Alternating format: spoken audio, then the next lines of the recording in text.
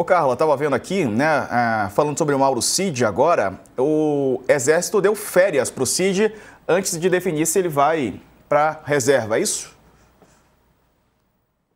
Isso, Diego, reportagem do nosso colega da Folha, César Feitosa. Eu estava falando com o pessoal do Exército, é isso mesmo. A gente lembra o tenente-coronel Mauro Cid, ele pediu já há algum tempo ao Exército para ir para a reserva, isso chama pedido de cota compulsória, né? Ele pediu para entrar nessa reserva, digamos, antecipada, e aí ele recebe proporcional ao salário dele, se assim for concedido.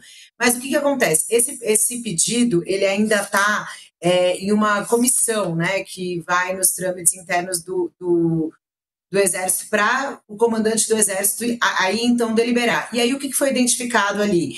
Que o tenente-coronel Mauro Cid tinha um montante de férias acumulados nesse período em que ele foi ajudante de ordens do ex-presidente Jair Bolsonaro. Ele não tirou férias, segundo me disse uma fonte, e quase 5 férias acumuladas, então eles vão dar, a princípio, esses 60 dias, né, eles devem conceder, deve sair no Diário Interno do Exército nos próximos dias, e aí a expectativa, conversando com fontes lá, é que depois disso, ou ainda em dezembro ou em janeiro, no mais tardar disso, chegue ao comandante do Exército a deliberação para o Cid poder ir para a reserva.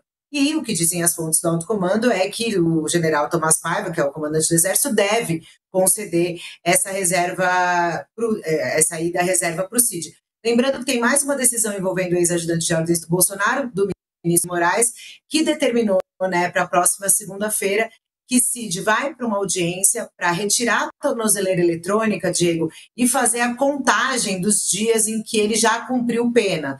Lembrando que Cid, por ser o delator, teve a menor pena, né, entre os réus e agora condenados da trama golpista. Então há, inclusive, a expectativa de que, apesar da condenação ser algo recente agora, de que Cid já seja o primeiro solto, né, dessa trama golpista. Mas essa audiência está marcada para a semana que vem com o ministro Alexandre de Moraes, que vai ali fazer essa contagem para ver o quanto Cid já cumpriu da pena que foi condenado. Diego. Tá certo. Carla Araújo trazendo informações sobre Mauro Cid. Férias para ele, Sakamoto, 1 minuto e meio. 1 minuto e meio para falar do Cid? Olha, a questão é que essa condenação. Eu tô falando já. Mas a questão dessa condenação. Cara, o Sakamoto tá só tumultuando hoje. Opa, tá no Rio. Olha só. Gente, com essa questão da condenação do Cid, ele tá livre de ter sua patente cassada, muito provavelmente, porque o caso não deve ser enviado para a Justiça Militar, né, para discussão de cassação de patente, o que deve acontecer, pelo menos se tudo correr como se espera, casos como o do Augusto Heleno, como o do Braga Neto, como o do Almir Garnier, como o do General Paulo Sérgio, entre outros militares.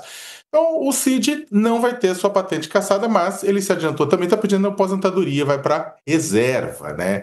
Então, ele não vai ter a indignidade de perder a patente de tenente-coronel, mas ele enterrou ao participar. Ele participou, ele foi delator, mas ele participou do processo da trama golpista. Ao participar do processo da trama golpista, ele enterrou a expectativa de ser general, como um dia foi seu pai, Mauro Lorena Cid, que inclusive foi envolvido pelo próprio Cid, pelo Bolsonaro, naquele escândalo das joias. Lembra que ele ficou sendo vendedor, ficou cotando preço de ouro. Aquele ouro dado pelos árabes ao Brasil, ficou cotando lá nas lojinhas de ouro lá em Miami. É isso aí.